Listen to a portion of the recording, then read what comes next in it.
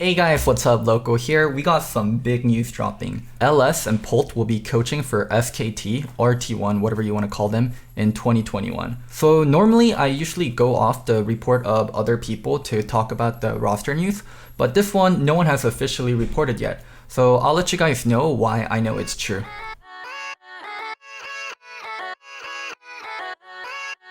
The first big one is LS being in T1's 2021 Discord. Effort from T1 was streaming earlier in October, like late October-ish, and yeah, he accidentally leaked a Discord room with LS and a bunch of the T1 people, and yeah, that's the biggest clue that we have so far. Second one is LS wearing the T1 hoodie on his stream. This one might not be a big thing and it could mean a lot of things, but in context of what's going on, this is another clue. And the last one is Joe Marsh's tweet. So November 1st is a very important date in the offseason because that's when you can start officially signing coaches. And I think Joe Marsh's tweet clues that they got LS and Polt. And lastly, I don't want to go off of rumor, so I checked with my sources and it's true, my dudes. It is happening. So let's break it all down. And I'm gonna lead with a hot take.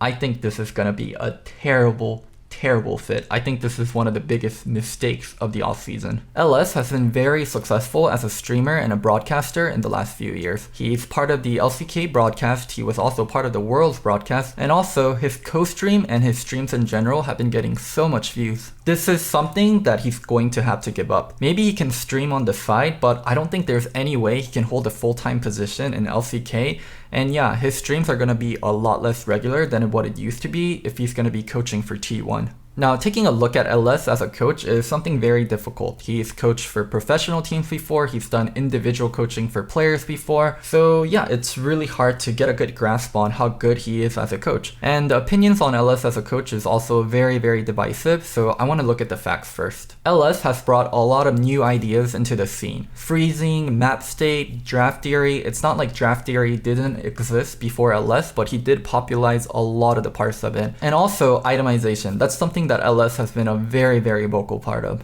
Now, speaking of individual coaching, this is something that it's hard to prove if LS is a good or a bad coach from it, but one thing we do know for sure is he has coached pro players and there's been great feedback from those pro players. They've consistently stayed in contact with LS. There's a lot of pro players reaching out to LS for individual coaching, so that's something that he definitely deserves credit for. And lastly, LS has had middling results coaching for professional teams, starting with Super Hot Crew, Gravity, Tempo Storm, BBQ Olivers. All of these teams have either improved or done okay with LS, but none of them have been exceptional in terms of results. And to end the point, I think LS has been pretty hot-headed and combative with people with differing opinions, and he hasn't worked with a team in a long time. It doesn't mean that all these factors will carry over when he's coaching T1, but it is something to consider. Now, taking a step back and just looking at everything from LS's perspective, I just don't understand how it makes sense for him to give up everything and go coach T1. He is killing it at what he's doing. In terms of being a broadcaster, he has a huge personal brand and he's growing it even further, and he's getting so much views. He is the most viewed co-streamer in the entire world, so why give all that up? Also, in the past when he was full-time coach for teams, he didn't seem that happy. He didn't find anywhere where he wanted to stay mutually for a long time.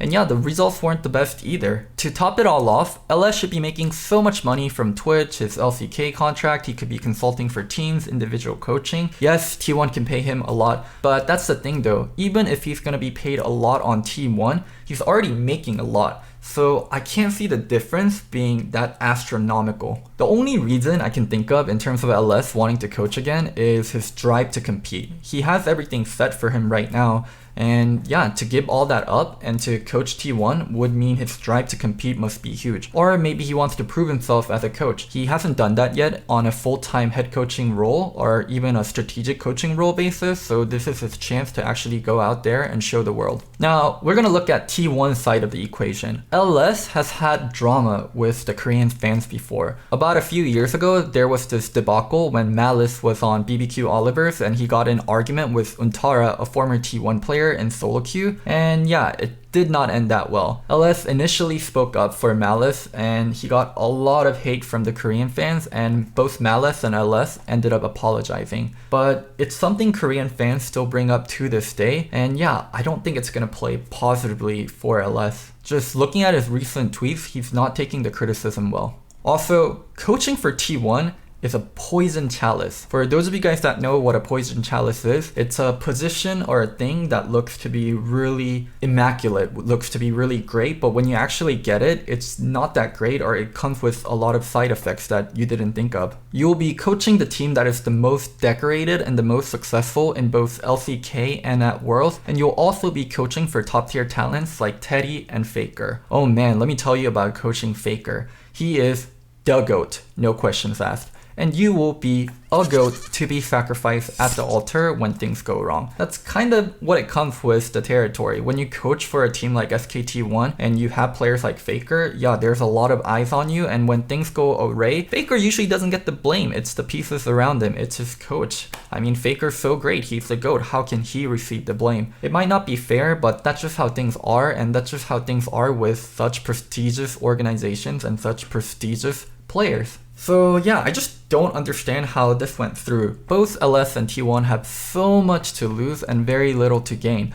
LS can stay where he is, or if he really wanted to coach, he could go coach for an LEC team or an LCS team. Maybe he doesn't feel like LCS and LEC can do well globally, or is kind of the talent that he wants to work with. But even in LCK, coaching T1 is going to come with so much weight and so much what if. I just don't see it working out well. And as for T1, having a foreigner coach your team, and especially a foreigner that's not in the best eyes of the Korean fans, yeah, it just cannot go well. And I also think coaching is so much more than just game knowledge. It is about problem solving, it is about conflict resolution, it's about relationship management, and LS is an excellent game knowledge person.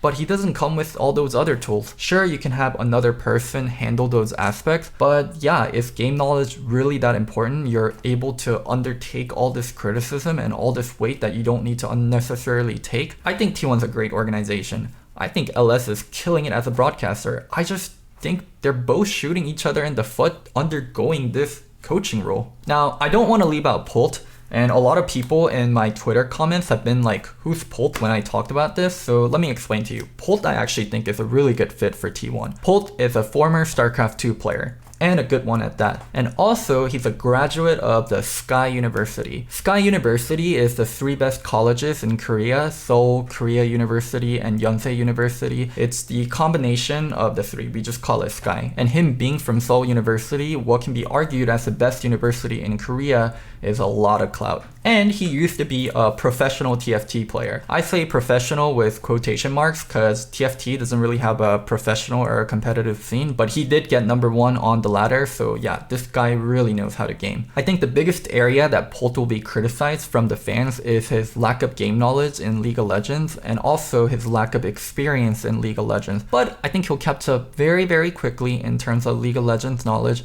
and he's been in the Korean pro gaming scene before. He knows his stuff. You will not have to worry about him regarding that end. His job on the team will be being the middleman between LS and the players, and also being a leader figure. And I think he's going to do great at that. So T1, great job picking up Polt. Overall, I'm just really puzzled by T1 and LS's decision. Both of them could have done something much better for themselves in the offseason, and I don't see where this is that great of a fit. Maybe I'll be wrong, maybe they know something that I don't, but unless LS and T1 gets first in LCK and wins Worlds again, I think they're going to have a mountain of criticism coming their way. I'm not saying that's fair, but I'm saying that's going to be the expectation from both Western and Eastern fans. I hope you guys enjoyed this video. This was a very interesting topic to talk on, and it's something I heard rumors about a month or 2 ago. I just didn't think it would come into fruition. And as it became more and more real, it just seemed more and more crazy to me, because my reaction to the news is still very much the same as when I first heard it. Why is this happening? It doesn't make sense at all. But yeah, I hope you guys enjoyed this video. Don't forget to like, subscribe, and comment. It really helps with the YouTube algorithm. You can just even comment algorithm. It helps me. Like the video, watch the video, show your friends. And I almost forgot. I'm not crazy, I'm just loco. Bye. Yeah, let's go.